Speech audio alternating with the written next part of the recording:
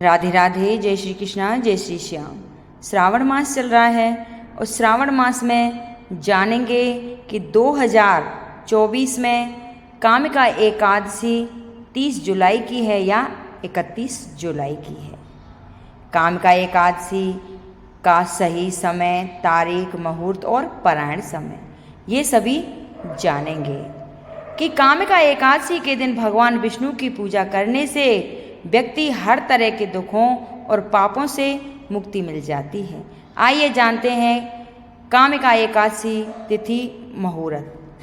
अब की बार ये एकादशी 30 जुलाई को दोपहर 4:44 से शुरू हो रही है और इसका समापन है 31 जुलाई को दोपहर 3:55 पर।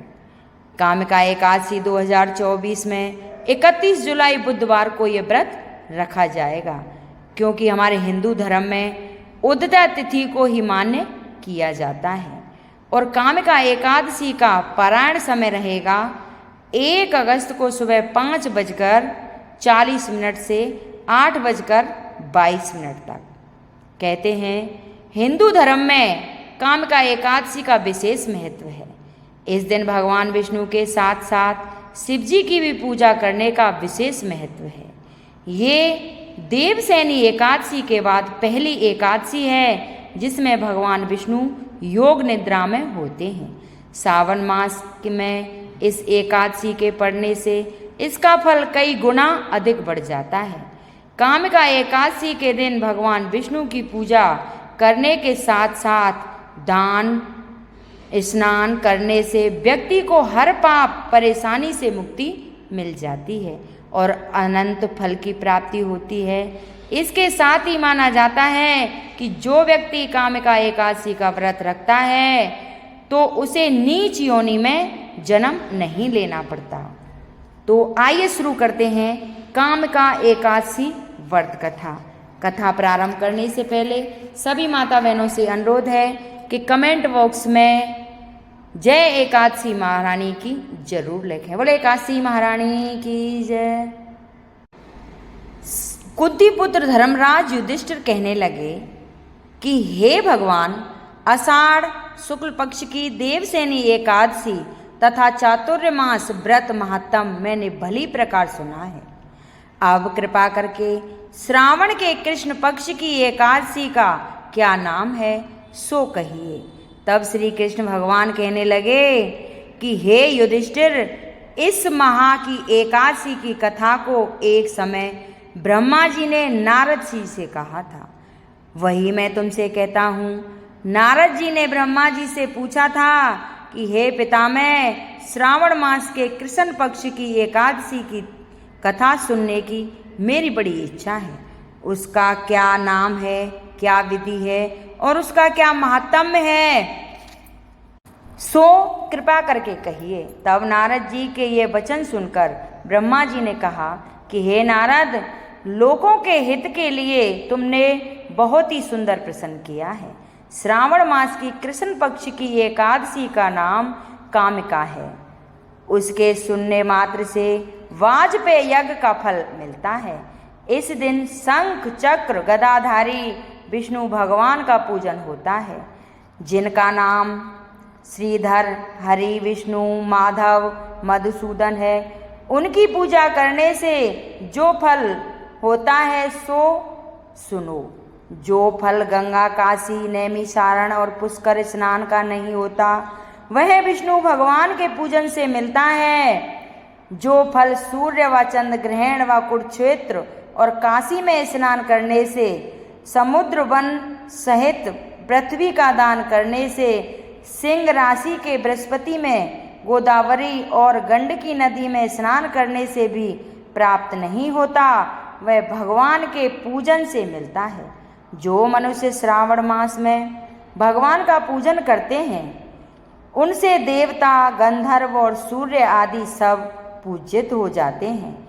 अतः पापों से डरने वाले मनुष्य को कामिका एकादशी का व्रत और विष्णु भगवान का पूजन अवश्य करना चाहिए।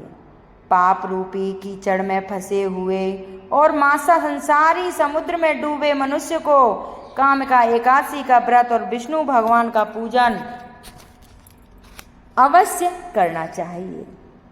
इससे बढ़कर पापों के नाश का कोई उपाय नहीं है।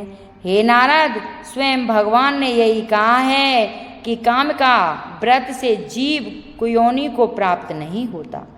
जो मनुष्य इस एकादशी को भक्ति पूर्वक तुलसी दल भगवान को अर्पण करते हैं, वे इस संसार से पापों से दूर ही रहते हैं। श्री विष्णु भगवान रत्न, मोती, मणि तथा आभूषण आदि से इतने प्रसन्न नहीं होते जितना तुलसी दल से। तुलसी दल पूजन का फल 4 भार चांदी और 1 बार स्वर्ण के दान के बराबर है।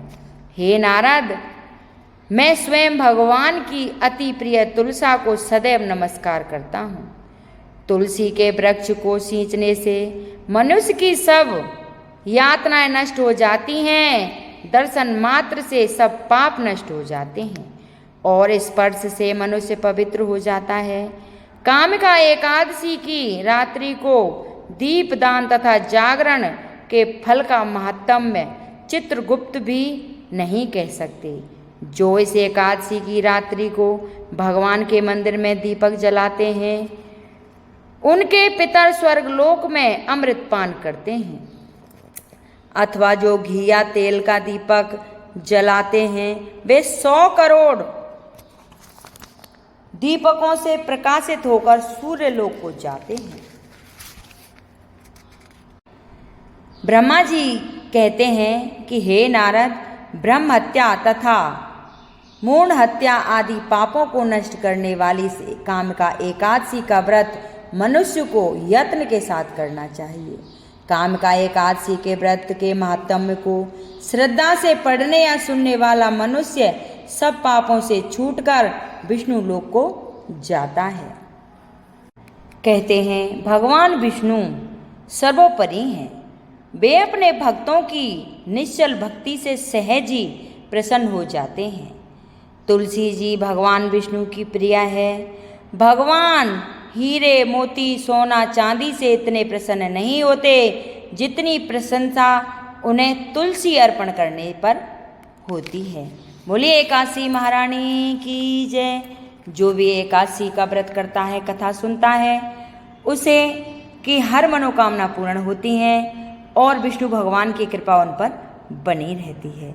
अगर ये मेरी कथा अच्छी लगी हो तो लाइक, सब्सक्राइब करें, शेयर करें और कमेंट बॉक्स में जय एकादशी महारानी की जरूर लिखें। बोले एकादशी महारानी की जय।